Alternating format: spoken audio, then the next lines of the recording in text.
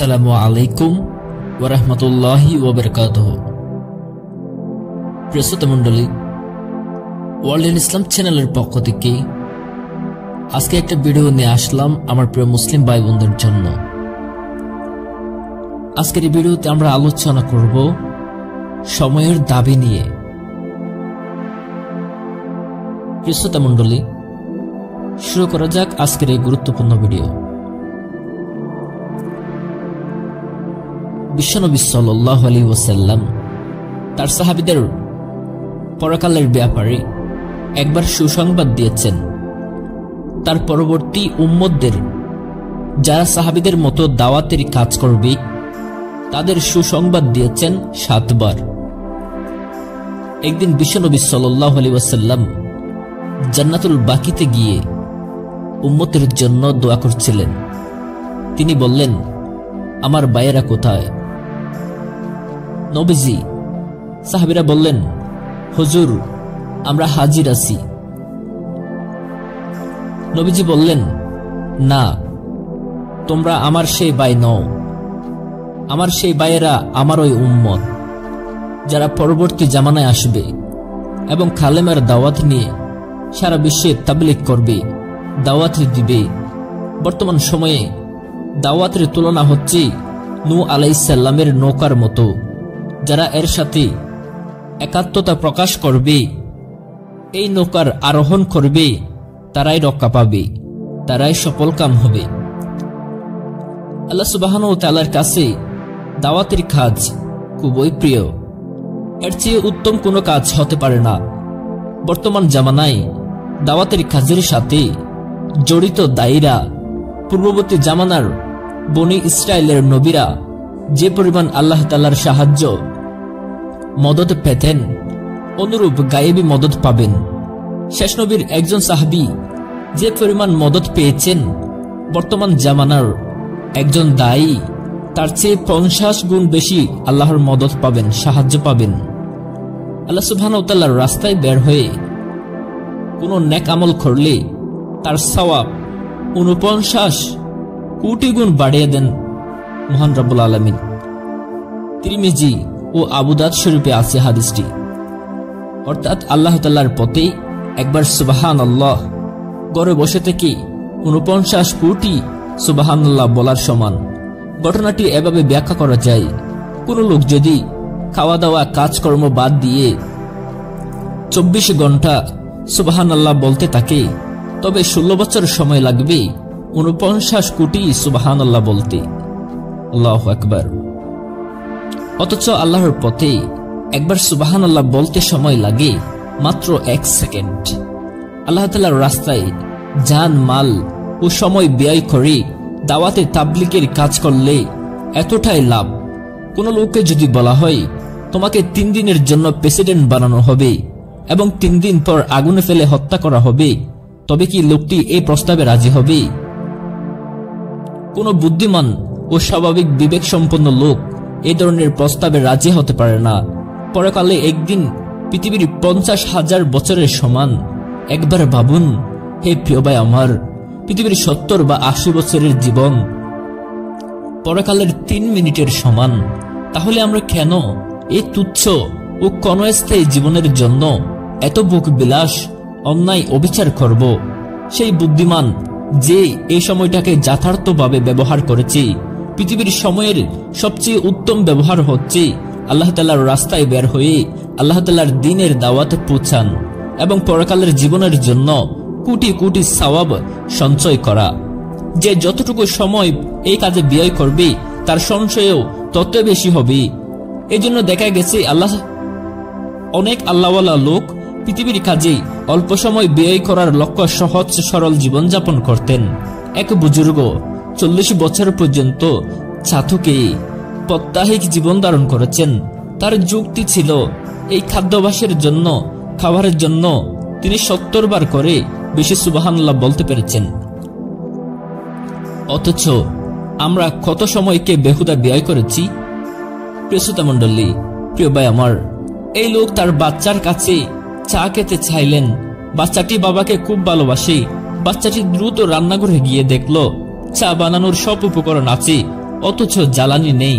বাচ্চাটি তার বাবার আলমারি খুলে 1000 টাকা নোটের 2 বান্ডিল নিয়ে আগুন জ্বালালো এবং চা রান্না করলো। বাবা তৃপ্তি সহকারে চা খেতে খেতে বলল, কিভাবে চা বানালি বাপদন? পুত্র ঘটনা খুলে বলল। বাবা চিৎকার করে উঠলেন, কি বললি? 1 কাপ চা না হয় 5 স্টার হোটেল থেকে নিয়ে আসতি, তাতে খরচ পড়ত 200 টাকা। তুই তো 2 লাখ টাকা পুড়িয়ে 1 কাপ চা বানালি। বাবা বাচ্চার উপর প্রচন্ড নাকুশ হয়ে তাকে বাড়ি থেকে বের করে দিলেন। আমরা যারা পৃথিবীর 70 বা 80 বছরের জীবনকে হাসি খেলা মনে করে কাটাচ্ছি, তারাই বুঝতে পারছি না এই জীবনের প্রতিটি সেকেন্ড কত দামি হতে পারে। কত কোটি কোটি সওয়াব বা নেকি অর্জনের পথ বাতলে দিয়েছেন স্বয়ং আল্লাহ সুবহানাহু ওয়া তাআলা ও তার রাসূল সাল্লাল্লাহু আলাইহি ওয়াসাল্লাম।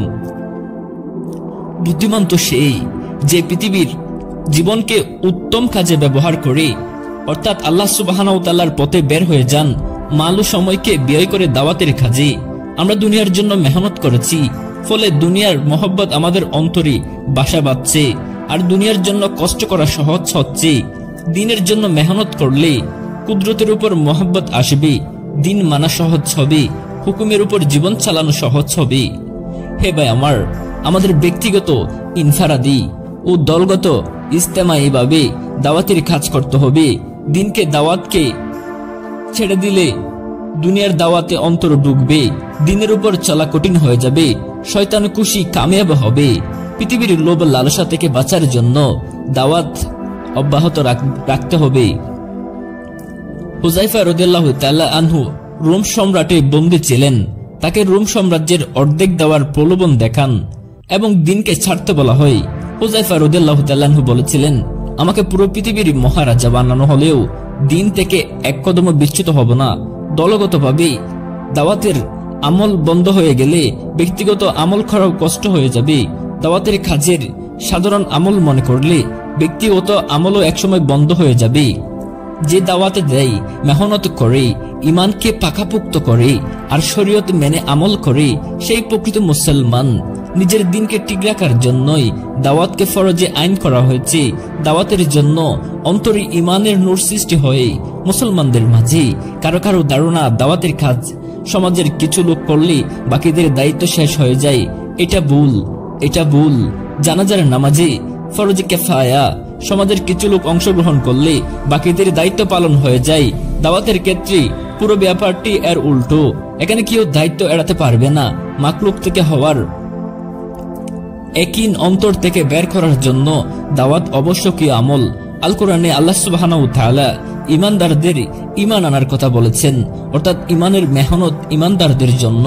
ইমান স্থির থাকার বিষয় নয়, এটা বাড়ে অথবা কমে। ইমানের আলোচনায় ও মেহনতে ইমান বাড়ে। দাওয়াতের মাধ্যমে ইমানের নবায়ন হয়। সাহাবীরা সময় পেলেই ইমানের আলোচনা করতেন। তারা বলতেন, চলো ইমান বানাই, চলো ইমানকে তরতাজা করি। হে ভাই আমার, ইব্রাহিম আলাইহিস সালাম যখন মাকলুক থেকে হওয়াকে অস্বীকার করলেন, তখনকার বাদশাহ নমরুদ ইব্রাহিমকে আগুনে নিক্ষেপ করলেন। 40 দিন পর্যন্ত সে আগুনে জ্বালালেন। ইব্রাহিম আলাইহিস সালামকে আগুনের মাঝে বেঁধে রাখলেন। আগুনের তেজ এত বেশি ছিল যে উড়ন্ত পাখিরা সে আগুনের তাপে পুড়ে ছাই হয়ে যেত। ইব্রাহিম আলাইহিস সালামকে সাহায্য করতে এগিয়ে আসলেন জিবরিল আলাইহিস সালাম। ইব্রাহিম আলাইহিস সালাম জিবরিল এর সাহায্য গ্রহণ করলেন না। এরপর আল্লাহ আগুনকে সরাসরি নির্দেশ দিলেন, হে আগুন, ইব্রাহিমের জন্য শান্তিময় হয়ে যাও। যে আগুন সবকিছু পোড়াচ্ছে, সে একই আগুন ইব্রাহিমের জন্য শান্তিময় হয়ে গেল। ইব্রাহিম আলাইহিস সালাম বললেন, আমার জীবনের সবচেয়ে শান্তিময় সময় ছিল নমরুদের প্রজ্বলিত আগুনের মধ্যে 40 দিন বসবাস। নমরুদের কন্যা ইব্রাহিম আলাইহিস সালাম ও আল্লাহর উপর বিশ্বাস করে আগুনে প্রবেশ করলো। সেও নিরাপদ রইল। অর্থাৎ মাকলুকের উপর বিশ্বাস ছেড়ে কালেকের উপর বিশ্বাস স্থাপন করতে হবে। মাকলুককে নিয়ে চিন্তা করে খালেককে চিনতে হবে। মাকলুককে চিনতে পারলে আল্লাহকে চেনা সহজ হবে। আল্লাহ সুবহানাহু ওয়া তাআলা হুকুমের উপর পূর্ণ বিশ্বাস রাখতে হবে। এই বিশ্বাস অন্তরে ঢোকাতে হলে দাওয়াতের মেহনত করা জরুরি। দিনের ব্যাপারে আল্লাহ বা শখ ফয়দা হলে আল্লাহ পাক হেদায়েত নসিব করেন। আবু তালিব ও আবুল আহাব মক্কায় ছিলেন, নবীর পাশেই ছিলেন। তাদের দিনে ব্যাপারে আগ্রহ ছিল না, ফলে হেদায়েত নসিব হয়নি। অথচ সালমান ফারাসি রাদিয়াল্লাহু তাআলা আনহু হাজার মাইল দূর থেকেও দিনের শখ ছিল প্রখর, প্রচন্ড। আল্লাহ হেদায়েত নসিব করেছেন, হরকতে বরকত। কাফেররা মাকলুক নিয়ে ব্যস্ত আর মুসলমানরা খালাকের গোলাম। ইমান মজবুত করার রাস্তা চারটি। প্রথম, ইমানের ফেরওয়ালা হওয়া, বেশি বেশি দাওয়াতের কাজ করা। ইমানের দাওয়াতের মধ্যে ভয় ও আশা সৃষ্টি হয়, আগ্রহ জন্ম হয়, অন্তরে বুদ্ধিতে ও কর্মে দাওয়াতের হাকিকত বসে। দাওয়াতের কাজে নিজেকে ব্যস্ত রাখা জরুরি কর্তব্য। হে ভাই আমার, দ্বিতীয়ত, নবী ও সাহাবীদের জীবন ও ঘটনাগুলোকে বেশি বেশি পড়া, আলোচনা করা ও অন্তরে বিশ্বাস করা। মনে রাখতে হবে, দাওয়াতের কাজে স্বয়ং আল্লাহ সুবহানাহু ওয়া তাআলা দায়ীকে সরাসরি সাহায্য করেন। এটা বিশ্বাস করা যে নিশ্চয় আল্লাহ এই কাজে নবী ও সাহাবীদের মতো গায়েবী মদদ দিয়ে সাহায্য করবেন। নিজেকে একা না ভাবা, আল্লাহ তাআলা সাহায্যকে হাজির নাজির জানা। হে ভাই আমার, তৃতীয়ত, দাওয়াতের কাজে যে কোনো ধরনের সমস্যা ও নমুনার জন্য সাহাবী ও নবীদের জীবন থেকে অনুপ্রেরণা ও গাইডলাইন নিব। যে কোনো সমস্যাকে সমাধানযোগ্য ভাবব। দাওয়াতের কাজে পৃথিবীর কোনো বাধাই জয়যুক্ত হতে পারে না। দাওয়াতের বিপরীতে যে শক্তি দাঁড়াবে সে সরাসরি আল্লাহ সুবহানাহু ওয়া তাআলার সাথেই মোকাবেলা করবে। আল্লাহর মোকাবেলায় কোনো শক্তি বা মাকলুক টিকতে পারে না। মনে রাখতে হবে, আল্লাহ সুবহানাহু ওয়া তাআলার মদদ সময়ের জামানার সাথে সম্পর্কযুক্ত নয়, বরং আল্লাহ সুবহানাহু ওয়া তাআলার সাহায্য ঈমান ও আমলের সাথে সম্পর্কযুক্ত। আল্লাহ সুবহানাহু ওয়া তাআলার সাহায্য দায়ী ও দুর্বলের সাথে। নবী সাল্লাল্লাহু আলাইহি ওয়াসাল্লাম বলেন, পরবর্তী জামানায় প্রতিটি মুমিনকে 10 থেকে 50 জন সাহাবীর সমান সাহায্য করা হবে। বান্দা যেমন ভালো ধারণা করবে, আল্লাহ তাআলাও তেমনি সাহায্য করবেন। বর্তমান জামানায় যদি মুসলমানদের আমল ও ইয়াকিন ঠিক হয়ে যায়, তবে নবী ও সাহাবীদের মতোই আল্লাহ তাআলার গায়েবী সাহায্য আসবেই। হেদায়েতের জন্য কুরবানি জরুরি। আলী রাদিয়াল্লাহু তাআলা আনহু তার বীরত্ব, উসমান রাদিয়াল্লাহু তাআলা আনহু তার সম্পদ, উমর রাদিয়াল্লাহু তাআলা আনহু তার অহংকার ও মেজাজ এবং আবু বকর রাদিয়াল্লাহু তাআলা আনহু তার পুরো জীবন দিনের জন্য কুরবানি করেছেন। তারা নিজেদেরকে মিটিয়ে দিয়েছেন, দিনকে মিটতে দেননি। চতুর্থত, ঈমানকে বারবার যাচাই করা এবং প্রথম আলামত হচ্ছে তাকওয়া। সকল কর্ম চিন্তায় আল্লাহ তাআলার ভয়, মাকলুককে অন্য সামান্যতম ভয় না করা। কালামের সাথে তাকওয়ার সম্পর্ক। ইখলাসের সাথে কালামা পড়লেই জান্নাত। ইখলাস মানুষকে সকল হারাম ও অন্যায় থেকে ফিরিয়ে রাখে। মাকলুকের ভয়ে নয়, শুধু আল্লাহ সুবহানাহু ওয়া তাআলার ভয়ে গুনাহ থেকে বেঁচে থাকো। কাউকে খুশি করার জন্য নয়, কোনো কাজ না করা, শুধুমাত্র আল্লাহ সুবহানাহু ওয়া তাআলাকে রাজি ও খুশি করার জন্য কর্ম করা, কাজ করা, নির্ভেজাল ও বিশ্বাস। ঈমানের জন্য আরেকটি যোগ্যতা হচ্ছে শুকর ও সবর। আল্লাহ তাআলা যেভাবে রেখেছেন তাতে খুশি হওয়া এবং সকল অবস্থায় ধৈর্য ধারণ করা। ধৈর্যের দ্বারাই তাকওয়া অর্জন সম্ভব। তাকওয়ার সাথে ধৈর্যের রয়েছে নিবিড় সম্পর্ক। অপরপক্ষে তাকওয়াবিহীন সবরের কোনো লাভ নেই। এই অবস্থা কোনো গায়েবী সাহায্য আসবে না। বর্তমান বিশ্বে মুসলমানরা মার খাচ্ছে, তারা অসহায় ধৈর্য ধারণ করছে, অথচ আল্লাহ তাআলার সাহায্য আসছে না। কারণ বর্তমান জামানার মুসলমানদের মধ্যে তাকওয়া নেই। তাকওয়া না থাকায় তারা মজলুম হিসেবে গণ্য হচ্ছে না, ফলে তাদের দোয়া কবুল হচ্ছে না। মুসলমানরা তাকওয়া ধৈর্যের সাথে অত্যাচারিত হলে তারা মজলুম হিসেবে স্বীকৃত হবে, আর মজলুম আল্লাহ তাআলার কাছে দোয়া করলে তা কবুল হবে এবং সেক্ষেত্রে মুসলমানরা গায়েবী সাহায্য পাবে। যারা আখিরাতকে উদ্দেশ্য বানায়, দুনিয়া তাদের সহজ হয়ে যায়। যারা দুনিয়াকে উদ্দেশ্য বানায়, দুনিয়া তাদের পেরেশানিতে ফেলে দেয়। আল্লাহর রাস্তায় ঈমান মজবুত করলে আল্লাহ সুবহানাহু ওয়া তাআলার তরফ থেকে 4 প্রকারের পুরস্কারের ঘোষণা। প্রথমত, আল্লাহ সমস্ত সংকীর্ণতা থেকে মুক্তি দিবেন। তাকওয়া অর্জিত হলে মুক্তির পথ খুলে যাবে। ইউসুফ আলাইহিস সালাম যখন জুলাইখার হাত থেকে রক্ষা পাওয়ার জন্য দূরে সরে যাচ্ছিলেন, তখন একটা একটা করে দরজা খুলে যাচ্ছিল, আর ইউসুফ আলাইহিস সালাম সর্বশেষ প্রস্তাব থেকে সম্পূর্ণরূপে মুক্তি পেয়ে গেলেন। ঈমানি তাকওয়া সকল সীমাবদ্ধতা ও সংকীর্ণতা দূর হয়ে যায়। দ্বিতীয়ত, আল্লাহ তাআলা এমন জায়গা থেকে রিজিকের ফয়সালা করবেন যা মানুষ কল্পনাও করেনি। রিজিক মানে খাদ্য, সম্পদ, অর্থ, সম্মান, পদবি, সফলতা ইত্যাদি। রিজিকের সমাধান হয়ে যাওয়া মানে দুনিয়াবী সফলতা, এর সাথে থাকবে পরকালীন সফলতা। দাউদ আলাইহিস সালাম এর হাতে লোহা গলে যেত, তিনি সে লোহা দিয়ে বর্ম বানাতেন, রিজিকের ফয়সালা হয়ে যেত। তৃতীয়ত, আল্লাহ তাআলা তার কাজ কর্মকে সহজ করে দিবেন। অতি সহজেই সকল জায়গায় সফলতা আসবে, কারো মুখাপেক্ষী হতে হবে না। ইউসুফ আলাইহিস সালাম তার বাকি ভাইয়েরা কুফে ফেলে দিয়েছিল, আল্লাহ তাআলা সেখান থেকে রক্ষা করে পরবর্তী দেশের বাদশা বানিয়েছিলেন। চতুর্থ, আল্লাহ তাআলা শান্তি ও সফলতার ব্যবস্থা করেন, মাখলুকের কাছে সম্মানিত করবেন, যার ক্ষমতা পুরোপুরি আল্লাহ তাআলার হাতে। ঈমানের পর আমলের গুরুত্ব। আমল গ্রহণযোগ্য হওয়ার পূর্ব শর্ত হচ্ছে হালাল রুজি। তাকওয়া ঠিক থাকলে রুজিও হালাল হবে। হারাম মালে গঠিত শরীরের আমল কবুল হয় না। শরীরে যে মাংসপিণ্ডটি হারাম বলে বর্ধিত হয়েছে তা বেহেশতে যাবে না। এটা বিশ্বনবী সাল্লাল্লাহু আলাইহি ওয়াসাল্লামের কথা।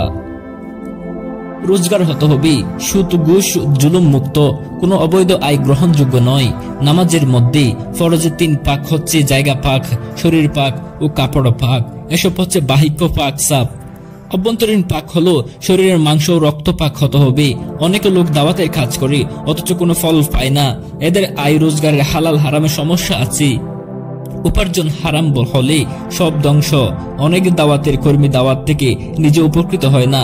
পেট্রোল গাড়িতে ডিজেল দিলে গাড়ি চলে না, তেমনি হারাম উপার্জনে গড়া শরীরের দাওয়াতের কাজে উপকার পাওয়া যায় না। দুনিয়ায় কাজেও আসবাবে বস্তু উদ্দেশ্য মাকসুদ বানানো যাবে না। আল্লাহ তাআলার কাছে পেশ করার জিনিস হচ্ছে অহংকার মুক্ত আমল। হে ভাই আমার, দুনিয়ার চিজ, আসবাব, সম্পদ, বৈশ্বিক জিনিস পরীক্ষার উপকরণ মাত্র। নবী সুলাইমান আলাইহিস সালাম সারা দুনিয়ার বাদশা ছিলেন, কিন্তু তিনি আসবাবপত্র বা এই ধন সম্পত্তি নিয়ে ব্যস্ত ছিলেন না। আমলে কমতি করেননি। ওসব কম বেশি যাই থাকুক, আমল সঠিক হতে হবে। বিশ্বনবী সাল্লাল্লাহু আলাইহি ওয়াসাল্লাম তার পরিবার ও সাহাবীদেরকে আমলের দিকে নিয়ে যেতেন, দুনিয়ার থেকে মুখ ফিরিয়ে দিতেন। বিশ্বনবী সাল্লাল্লাহু আলাইহি ওয়াসাল্লাম এর কাছে তার কন্যা ফাতেমা রাদিয়াল্লাহু তাআলা আনহা সত্যিকার প্রয়োজনে গোলাম বা দাসী চেয়েছিলেন। নবী সাল্লাল্লাহু আলাইহি ওয়াসাল্লাম তাকে কালেমা সাওম দিয়েছেন, দুনিয়া থেকে আমলের দিকে দাওয়াত দিলেন। চিজ আসবাবে একিন হলে আমলের বরকত উঠে যাবে। তাকওয়া, ইখলাস, মুআমালাত, মুআশারাত, আখলাক এসব ঠিক করতে হবে। এরপর ইবাদতে প্রাণ খুঁজে পাওয়া যাবে। তখন অল্প ইবাদতকেও অনেক লাভ হবে। একিন মজবুত করার উপায় হচ্ছে দাওয়াত। দাওয়াতের মেহনত পরিবার, আত্মীয় স্বজন, জাতি, এলাকা, দেশে ও সারা বিশ্বে পরিবেশ কায়েম হবে। তবে হ্যাঁ, অন্তরের অবস্থা যাই থাকুক, দাওয়াতের কাজ করে যেতে হবে। দাওয়াতের কাজ করলে একিন ঠিক হয়ে যাবে, এরপরও আমল ঠিক হবে। অনেকে বলে নিজে আগে পুরোপুরি ঠিক হয়ে তারপরে দাওয়াতের কাজ করব। এটা একটা ধোঁকা, কেননা পুরোপুরি ঠিক হওয়ার কোনো মাপকাঠি নেই। মানুষ এই ধোঁকায় পড়ে জীবন পার করে দেয়। তার ইমান ও আমলের লাইনে সঠিক বুঝ আসে না। দাওয়াত দিলে ইমান ও একের ঠিক হতে থাকে, আমলের ইচ্ছা ও শৌক পয়দা হয়। সর্বাবস্থায় দাওয়াতের কাজ চালিয়ে যেতে হবে। দাওয়াতের কাজ করলে শয়তানের মজা ভেঙে যায়। নবীরাই ছিলেন সবচেয়ে দুনিয়াবাদী মানুষ, কেননা তারাই দুনিয়া থেকে বেশি ফয়দা বা লাভ উঠিয়েছেন। নবীরা আল্লাহর হুকুম বাস্তবায়ন করেছেন, আর মাকলুকরা নবীদের হুকুম মতো চলেছে। এক দোকান থেকে 2 দোকান, 10,000 টাকা থেকে 20,000 টাকা, দিনে দিনে পদে পদবি, ক্ষমতা আর সম্পদ বাড়ার নামে বরকত নয়, বরং সে যাই করুক না কেন তার দোকান, চাকুরি, ব্যবসা কর্ম হতেই চাহিদা পুরা হয়ে যাচ্ছে, জরুরতে পুরা হচ্ছে, এটাই বরকত। কিন্তু সম্পদ, পদ, ক্ষমতা যতই মূল সমস্যা, সব থেকেও কিছু নেই, শুধু খাই আর খাই আর আমার এভাবে ধ্বংস আসে, শান্তি চলে যায়, বরকত উঠে যায়। আমাদেরকে এই দুনিয়ার মোহ মায়া, এই দুনিয়ার রং তামাশা ত্যাগ করে আল্লাহ সুবহানাহু ওয়া তাআলার পথে মানুষকে দাওয়াত দিতে হবে। প্রিয় শ্রোতা মণ্ডলী, আপনারা যারা আমাদের চ্যানেলটি সাবস্ক্রাইব করেন নাই, আমাদের চ্যানেলটি সাবস্ক্রাইব করে এরকম ইসলামিক ভিডিও পেতে পাশে থাকবেন। আসসালামু আলাইকুম ওয়া রাহমাতুল্লাহি ওয়া বারাকাতুহু।